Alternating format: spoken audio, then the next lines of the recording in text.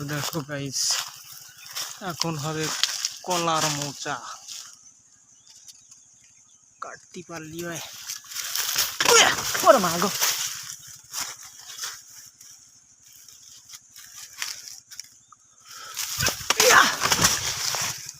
অবশেষে কাটলাম।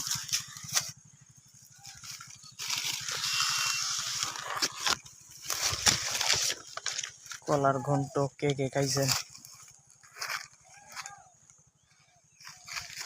এতে মধু থাকে,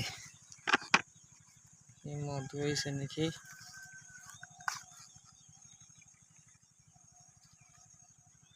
এই জায়গা মধু থাকে, মধু।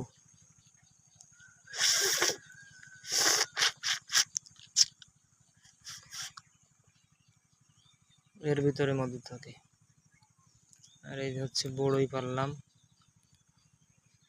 কে কে কলার মোচার ভিতরে মধু খাইছেন? এর ভিতরে থাকে, দেখাবো কেন ভাইয়া।